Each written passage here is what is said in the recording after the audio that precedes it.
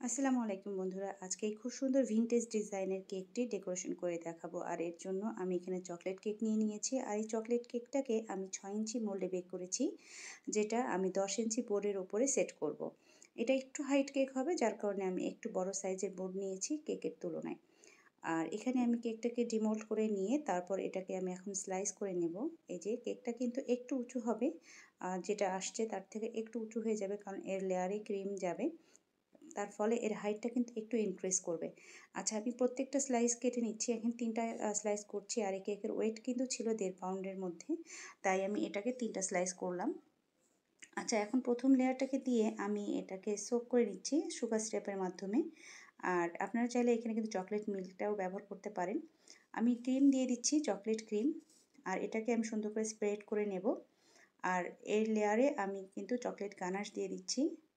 আর গানাশটাকেও সুন্দর করে স্প্রেড করে দেবো পুরো কেকের ওপরে। তারপর এর মধ্যে আমি চকলেট চিপস দিয়ে দিচ্ছি। আচ্ছা, এটা কিন্তু চকলেট ওভারলোডেড কেক বা একটু প্রিমিয়াম কোয়ালিটির কেকের মতোই কিন্তু আমি লেয়ারটা দিয়ে থাকি। তবে আমাদের পেজে এটাকে কিন্তু অল ওভার সব ধরনের চকলেট কেকে এইভাবেই লেয়ার করা হয়ে থাকে। জেনারেলি কিন্তু শুধুমাত্র চকলেট নর্মাল যে চকলেট কেকগুলো, সেগুলোর মধ্যে শুধুমাত্র চকলেট ক্রিম দিয়ে এটাকে কমপ্লিট করা হয়ে থাকে। তবে আমি আমাদের পেজ থেকে সাধারণত এভাবেই চকলেট কেকগুলো লেয়ারিং করা হয়ে থাকে। আবারও এই চকলেট মানে ক্রিমটাকে দিয়ে লেয়ার করলাম, তারপর গানাশ দিলাম, তারপর আবারও চকলেট চিপস দিয়ে থার্ড লেয়ারটাকে দিয়ে এটাকে আমি সোক করে নিচ্ছি। এবার এটাকে আমি সুন্দর করে ক্রাম কোট করে নেব, যাতে আমার ফাইনাল ক্রিমিং করার সময় আমার কেকের ক্রাম্বসগুলো যেন ক্রিমটাকে নষ্ট না করে।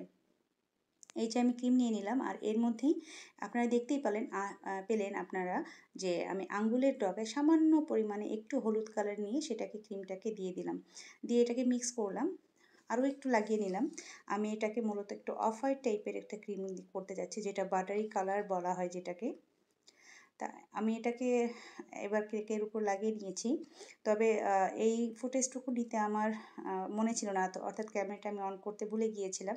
তো যাই হোক, আমি আমার অন্যান্য কেক ভিডিওগুলোতে দেখিয়েছিলেন নিশ্চয়ই আমি কীভাবে কেকের উপর ক্রিমটাকে স্প্রেড করি।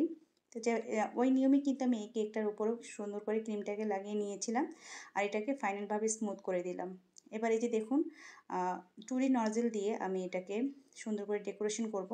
সেম কালারের ক্রিমটা দিয়ে আমি টুরি নজেলের মধ্যে ক্রিমটাকে নিয়েছি, নিয়ে এটাকে সুন্দর করে কেকের ওপর অ্যাপ্লাই করে দিচ্ছি। যেমনটা আমার রেফারেন্স পিকচারে ছিল ঠিক তেমনভাবেই করে দিচ্ছি। আর ভিনটেজ ডিজাইনগুলো দেখতে একটু অন্যরকম সুন্দর লাগে। সাধারণত এটা মেয়েদের বা টিনেজ মেয়েদের জন্য এটা অর্ডার করা হয়ে থাকে। টিনেজ মেয়েদের বার্থডে উপলক্ষে দেখা যায় এই টাইপের ডিজাইনগুলো বেশি করা হয়ে থাকে। সেম ডিজাইনটাই আমি কেকের নিচে বোর্ডের ওপরে বসিয়ে দিচ্ছি। এই যে দেখুন, খুব সুন্দর সিম্পল ডিজাইন, কিন্তু এতটাই গর্জিয়াস মনে হয় কি বলবো। এই যে দেখুন, আমার এখানে ক্রিমের কাজ শেষ। এবার এর ফাইনাল ডেকোরেশনের কাজ করব। এখানে কিছু রেবনের কাজ ছিল, আর এটাকে একটা বো বানাতে হবে। আমি একটু বোটা কীভাবে বানিয়েছি সেটাকে আমি আপনাদের সাথে শেয়ার করতে চাই। অনেকেই নতুন আপুরা আছেন, তাদের জন্য আর কি দেখাচ্ছি। এই যে দেখুন, আমি কীভাবে এই কাজটা করলাম, একটু ভিডিওতে মনোযোগ সহকারে দেখবেন, তাহলে ইনশাল্লাহ খুব সহজেই বুঝতে পারবেন। আমি একটি দেখিয়ে দিচ্ছি। সেম এইভাবেই যদি আপনারা করেন, খুব সুন্দরভাবে কিন্তু বোটা তৈরি করতে পারবেন। না হলে একটু দেখা যায় ঝুঁকি, মানে একটু ঝামেলা পোহাতে হয়। প্রথম আমারও হয়েছিল। আর এটাকে আমি আমার মানে কেকের লেন্থ অনুযায়ী মাপ রেখে তারপর এটাকে কেটে নিলাম। সেমভাবেই আমি বাকি বউগুলো তৈরি করে নিব। আপনাদের যারা নতুন আছেন তাদের সুবিধার জন্য আমি আরও একটি বউ তৈরি করে আপনাদেরকে দেখাচ্ছি। এই যে দেখুন, আমি প্রথমে কিভাবে মানে ফিতাটাকে নিলাম, নিয়ে তারপর কিভাবে আমি এটাকে বেঁধে নিচ্ছি একটু খেয়াল করুন। এই যে আমার এখানে বোটা তৈরি করা হয়ে গেছে। খুব সহজ এবং খুব ইজি একটা, মানে খুবই ইজি প্রসেস। দেখতে একটু কঠিন মনে হয়, কিন্তু খুবই ইজি একটা প্রসেস। এভাবে আমি কিন্তু সবগুলো বো তৈরি করে নিয়েছি। ক্যামেরাতে আমি একটু ক্লিয়ার দেখানোর চেষ্টা করেছি, জানি না কতটুকু দেখাতে পারলাম, তবে চেষ্টা করছি পুরোটা যেন আপনারা ক্লিনভাবে দেখতে পারেন।